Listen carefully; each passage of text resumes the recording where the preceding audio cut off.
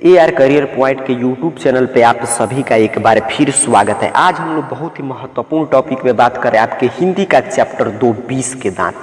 इस कहानी को हम लोग बिल्कुल विस्तार से समझेंगे, जिससे आपको इससे कोई भी ऑब्जेक्टिव सब्जेक्टिव प्रश्न आए तो आप उसको हल कर सकते हैं। साथ ही साथ इसके साथ आज इस के माध्यम से हम ये भी समझेंगे कि आप हिंदी का नोट्स कैसे तैयार कीजिएगा। सबसे महत्वपूर्ण दिक्कत यही आता है कि सर हम हिंदी पढ़ें तो उसमें से क्या क्या छांटकर कहानी से लिखे, तो यहाँ से आप समझ सकते हैं। चलिए जल्दी से बिना किसी समय को गंवाए हुए शुरू करते हैं 20 के दांत को पढ़ना। और यहाँ पे छोटा सा मैं आपको इंस्ट्रक्शन दे दूँ कि जो बच्चे नए हैं, नहीं जानते हैं, नीचे डिस्क्रिप्शन बॉक्स में हमारे व्हाट्सएप ग्रुप का लिंक होगा, वहाँ से आप जल्दी से जाकर व्हाट्सएप ग्रुप ज्वाइन कीजिए, क्योंकि वहाँ पे ये क्लासेस समाप्त होगा तो खूबसूरत सा PDF नोट्स आपको मिलेगा, ताकि आप देख कर इसे आगे क्लासेस करें या नहीं, दूसरा भी PDF नोट्स आप अपने से या अपने क्लास का नोट्स तैयार कर सकते हैं, अपने कॉपी पे लिख सकते हैं, कोई भी चैप्टर पढ़ेंगे तो। दूसरा कि इसका ऑब्जेक्टिव क्वेश्चन भी हम लोग कोई भी चैप्टर उठाते हैं तो सब्जेक्टिव ऑब्जेक्टिव दोनों कंप्लीट करते हैं, ताकि आपको परीक्षा में किसी भी प्रकार की ऐसा प्रश्न आपके सामने नहीं आए जो आप पहले से नहीं जानते हो। तो आइए समझते हैं 20 के दांत को। चलिए देखिए कैसे मैंने आपके लिए नोट्स तैयार किया है, आपको भी ऐसे ही नोट्स बनाना है। पाठ का नाम क्या है? 20 का दांत। अगर विधा पूछा जाए तो एक कहानी है। कहानी है तो इसके लेखक होंगे, लेखक है नलिन बिलोचन शर्मा जी। आइए शुरू करते हैं नलिन बिलोचन शर्मा के जीवन परिचय के साथ कि आखिर में नलिन बिलोचन शर्मा कौन है जो इतने खूबसूरत सी समाज पे हमारे व्यंग डालने वाले कहानी 20 के दांत को लिखे हैं। तो लेखक का नाम तो आप परिचित हो चुके हैं, नलिन बिलोचन शर्मा है। इनका जन्म जो है 18 फरवरी 1916 ईस्वी को पटना के बदरघाट में होता है। इनके पिता का नाम पंडित रामावतार शर्मा और माता का नाम रत्नावती शर्मा है। आइए देखते हैं कहाँ से कितना पढ़े लिखे थे, कहाँ से इन्होंने शिक्षा ग्रहण किया। तो स्कूली शिक्षा इनकी पटना कॉलेजिएट स्कूल से होती है और आगे की शिक्षा पटना विश्वविद्यालय से इन्होंने संस्कृत और हिंदी में MA किया है। अब चलिए बात करते हैं इनकी मृत्यु कब होती है, तो 12 सितंबर 1961 को। और इनकी 1959 ईस्वी में पटना विश्वविद्यालय के हिंदी विभाग के अध्यक्ष के पद पर इनकी नियुक्ति होती है। और जब मृत्यु होती है यानी 12 सितंबर 1961 तक वे इस पद को सुशोभित कर रहे थे। इनकी रचनाएं की बात करें तो इनके बहुत सारे महत्वपूर्ण रचनाएं हैं, जिसमें दृष्टिकोण, साहित्य का इतिहास दर्शन, मानदंड, 20 के दांत और 17 असंग्रहित पूर्व छोटी कहानियां जिसको कहानी संग्रह के नाम से जानते हैं, संत परंपरा और साहित्य, सदल मिश्र ग्रंथावली आदि इनकी रचनाओं बहुत ही प्रमुख रचनाएं हैं। चलिए कहानी की शुरुआत करते हैं। बात करते हैं कहानी में भाई साहब कौन कौन मुख्य पात्र आने वाले हैं जिनको लेकर कहानी लिखा गया है। तो उसमें है सबसे प्रमुख पात्र सेन साहब और उनके 5 लड़कियां और उनका एक लड़का है खोखा, और जिसे कासू के नाम से भी हम लोग जानेंगे, आगे पढ़ेंगे हम लोग। उनके किरानी का भी महत्वपूर्ण रोल है गिरधरलाल, और उनका एक पुत्र है मदन, इसका भी इस कहानी के लोग प्रमुख पात्र हैं। और भी सबसे महत्वपूर्ण पात्र है, आप पढ़े होंगे कहानी को तो जानते होंगे, उनका कार स्ट्रीमलैंड, तो इसके भी हम लोग आगे चर्चा करने वाले हैं। चलिए कहानी की शुरुआत करते हैं। कहानी की शुरुआत कुछ ऐसे होती है।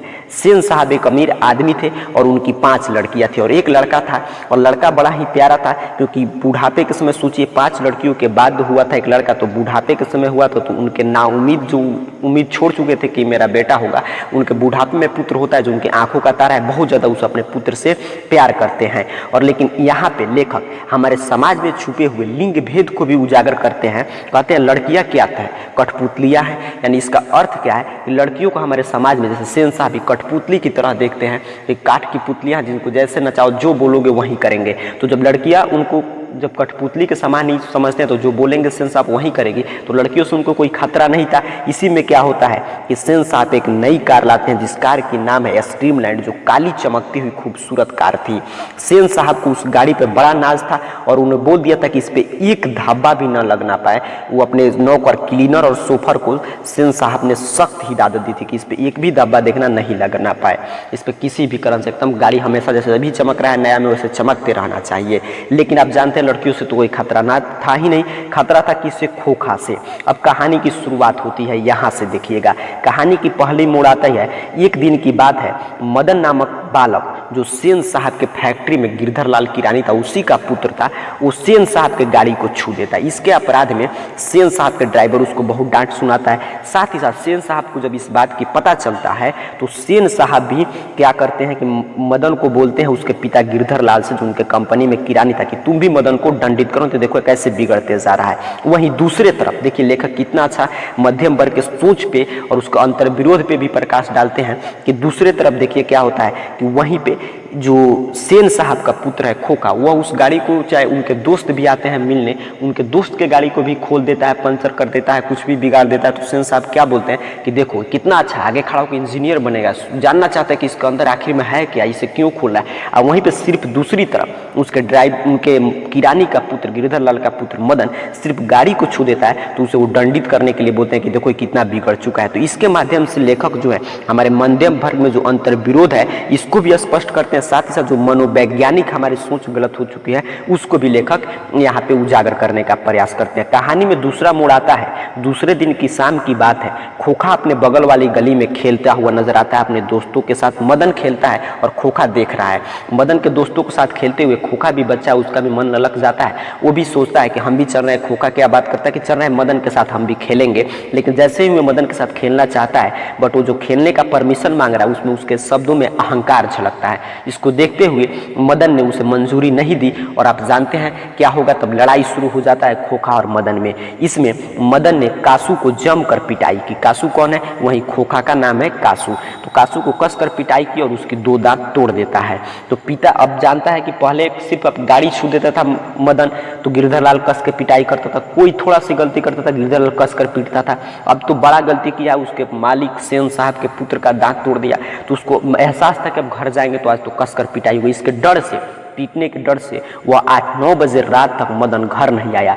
भूख लगने पर रात में चुपके से घर में घुसता है, रसोई घर में पहुंचता है, खाना खाता है और खाना खाने के बाद बगल के अपने शयन कक्ष में जाता है। तभी उसको आवाज़ सुनाई देती है बगल के रूम से, उसके मम्मी पापा कुछ बात कर रहे थे। मदन ध्यान से उस आवाज़ को सुनता है तो उसको सुनाई देता है पिताजी उसके माताजी से बता रहे थे कि साहब ने, सेन साहब ने उसको नौकरी छोड़ने को कह दिया है, कि तुम्हारे बेटा ने मेरे बेटे को पीट दिया, तुमको नौकरी सब छोड़ना पड़ेगा, साथ ही साथ एक घर भी हमारा खाली करना पड़ेगा। ये बात सुनकर मदन को लगता है कि मेरे काम की बात नहीं हो रहा है। वो चाहता है सोने के लिए, तभी क्योंकि वो बच्चा है उसको क्या कि किसका नौकरी जा रहा है और कौन कौन घर खाली करने को बोल रहा है। तभी उसके रास्ते में एक लोटा से टकरा गया। लोटा जब गिरा तो आवाज़ होता है, मदन दौड़ के आता है। गिरधर लाल दौड़ के बाहर आया तो मदन जो है डर गया कि आज तो और दिन से भी बुरी तरह पिटाई होगी, क्योंकि वो अक्सर पिता उसके जो है हमेशा छोटी छोटी गलती पे बहुत पीटते थे। आज तो बड़ी गलती किया है, उसकी वजह से उनका नौकरी चला गया, घर गया, तो आज तो जानता है बहुत पिटाई होगी। लेकिन सीधे इसके उल्टे प्रतिक्रिया देखने को मिलता है गिरधर लाल का, कि गिरधर लाल क्या कहता है, आता है दौड़ के और उसे खूब प्यार करता है, उसको हाथ से उठा लेता और बोलता है शाबाश बेटा, एक तेरा बाप है और तूने वो खोखा के 2-2 हाथ तोड़ डाले, और हंसता है खूब। यहाँ पे देखिए इस दांत टूट जाता है, इसलिए कहानी का नाम है 20 के दांत की। जो 20 रूपी दांत है हमारे समाज की, जो एक दम्भ से, एक झूठी दम्भ से और समाज में जो हमारे अंतर्विरोध आ चुका है उसको तोड़ देता है उसका बेटा। तो उस दिन देखने को मिलता है कि प्रतिक्रिया सीधे विपरीत है। इस कहानी के माध्यम से लेखक जो है, यहाँ पे कहानी तो समाप्त होता है बट लेखक बहुत बड़ी बात बताते हैं कि अमीरों की तथाकथित प्रदर्शन प्रियता और गरीबों पर उनका अत्याचार पर लेखक बहुत सुंदर और मार्मिक ढंग से व्यंग कर रहे हैं अनिल बिलोचन शर्मा जी। साथ ही साथ हमारे समाज में जो महत्वाकांक्षी जो लोग हो गए हैं, जो सफेदपोशी के भीतर लिंग भेद जैसे कुसंगार आ गए हैं। देखिए लिंग भेद कैसे कि वहाँ पे अपने बेटियों को दूसरे तरह से ट्रीट किया जा रहा है, बेटों को दूसरे तरह से। साथ ही साथ मध्यम वर्ग में जो मनोवैज्ञानिक अंतर्विरोध देखने को मिलता है कि एक उसके किरानी का लड़का कार को छूता है तो कार को बर्बाद कर रहा है, दूसरी तरफ इनका लड़का छूता है तो उस कार को वो इंजीनियर बनना चाहता है। इन सभी तमाम चीज़ों पर अनिल बिलोचन शर्मा 20 के दांत कहानी के माध्यम से बहुत ही सुंदर और मार्मिक ढंग से व्यंग प्रस्तुत करते हैं। उम्मीद करता हूँ इस कहानी को समझे होंगे। इस चैप्टर को एक बार आपको पाठ्य पुस्तिका से पढ़कर और तय कर लीजिएगा और अच्छा से तैयारी कर लीजिएगा, ताकि जब टेस्ट होगा इसका तो आप इसको ऑब्जेक्टिव टेस्ट में अपने आप को परख सकें और साथ ही साथ जितने क्वेश्चन है सब में 100% आपका रिजल्ट हो। फिर मिलेंगे। आपका जैसा कमेंट आएगा, अगर वीडियो को पसंद किए हो तो लाइक जरूर कीजिएगा और चाहते हैं ऐसे और सब क्लासेस तो नीचे कमेंट बॉक्स में बताइएगा। साथ ही साथ चैनल पर नए हो तो सब्सक्राइब करके जाइएगा। फिर मिलेंगे तो आपके जैसा कमेंट आएगा वैसे क्लासेस लेकर हम आपके लिए अवश्य उपस्थित होंगे। तब तक के लिए आप सभी खूब पढ़ाई कीजिए और टॉपर बनिए। आप सभी को बहुत बहुत धन्यवाद।